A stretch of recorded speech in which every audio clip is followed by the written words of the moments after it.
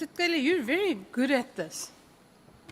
I mean, this isn't the first time I've seen you in action, and you're very good at this. You sit there with a lot of confidence. You speak your mind, which is not a bad quality, and you're knowledgeable. So you do very well at this kind of thing. But this morning you were quick to retract the fact that you'd said that you knew Matlala very well. You were quick to say, perhaps not very well. So I'd like to explore with you why you initially said very well, because you're a seasoned campaigner, you're no child, you've been around the block, and you're an experienced human being as well as an experienced in the security cluster. So why would you have said, I know him very well, when now you say you don't know him so very well? Well, in reflection, Honorable Member, is that it could not be that a person that you know 3-4 months would know that person very well. There are quite few things that can make you know you very well. Firstly, is time. That makes you very well. Secondly, is my extra association with you. For instance, knowing your family, knowing where you live, knowing how you live, taking drinks together and all that, how if you have taken the drink, you behave and all that kind of thing. If it's only I've met you in a form of a semi-work, maybe meeting, maybe in a hotel, maybe in the particular room, then it cannot be very well. So it's on reflection and on, again, tapping on the understanding that human beings do make mistakes. But the real matter is that when you realize that that has happened, is to say, yes, I made a mistake, very well is a mistake. Fair enough. Human beings do make mistakes. But I find it a little hard to believe that when you met him, as you say, for the first time in December, that prior to that you didn't know about him. Did you know about him without having met him? I did explain that it would take about 2 weeks that I've known when I read the story about Tembisa and him getting the contract of the police. Before that, I didn't know him. Nothing at all? Not zero. You never heard of him? Zero. Okay. So would it surprise you to know that he has quite a record, a criminal record?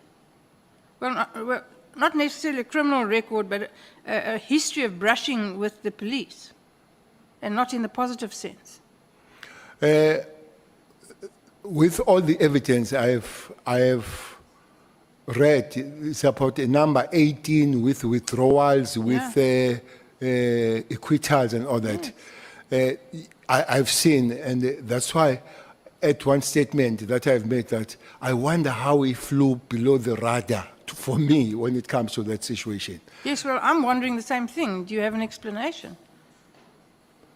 The crux of the matter that I didn't know about him. Honorable Member, maybe again, without being arrogant, we'll know about many things, but there are many things that we wouldn't know about it. One person that I didn't know about it, but seems to be big in the crime world is Mlife himself. He looks big when you hear who he is. He has been in London with a fraudulent documents, arrested in London. You must be big to be arrested in London for South Africa. But I didn't know anything about him too. Okay. And having read about Matlala's involvement at the Tembisa Hospital tender, and knowing what we know about the facts surrounding Tembisa Hospital, and you still felt comfortable staying in his flat? You mean then or after I've had that information? After you read it. No, definitely. The ideas and behavior that I had then is different. Is definitely different. from my attitude and my behavior towards him now. Okay, so would you go and stay in one of his properties now? No. No. Okay. So he's not your friend, Finnish and Klaar?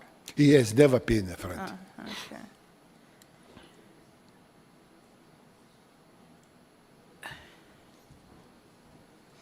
Now, you said at the beginning of your evidence that Richard Mdluli was suspended by you. Why did you suspend him? I can't remember whether it was charged or was being investigated for the case of murder somewhere, was it West or East Rand? Kempton Park. Yeah. Upper But Ramagibe. there was an issue about him. I think he was charged by then, and then you could not then have a head of crime intelligence charged and still running the crime intelligence. He had to be suspended. Okay. Miraculously, those charges were withdrawn. Honorable member,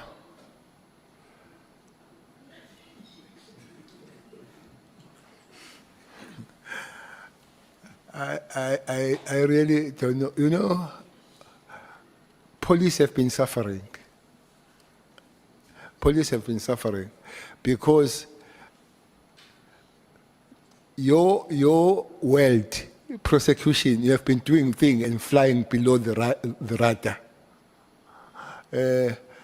I think the suspension, if in your world, in Gauteng, is a big one. Yes. Is a big one. Oh, yes, certainly. Rather late than never. And it's not new. And it's not new. The information that is suspended about and all the kind of stuff. So you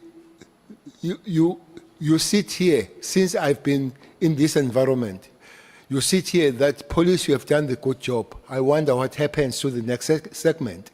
You see here in Western Cape, police were very frustrated about Tembe matter. They believe that they had a case. They were told more than many times to go dot the I's and cross the T's. They did that more than many times. And they went back and somebody said, you go and do this.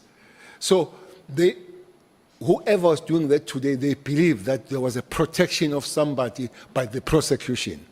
So you sit there and the police, they come back and cry. It is underscored that one time I met the Minister of Justice and DPP. I met them. And I said, that's what police are saying. One thing they say they arrest people, special cash house people. And the IO meets these people on the road and say, hello. I say, but you were in prison. He said, no, I'm out of the... I say, what happened? They say, if you look how cash house people get bails, they get bails on the small courts most of the time, if you follow their record. What happens, they go to the main court, it's opposed and all that, you lose, you fail the bail, you are arrested. But prosecutors and the lawyers for these guys, they started together.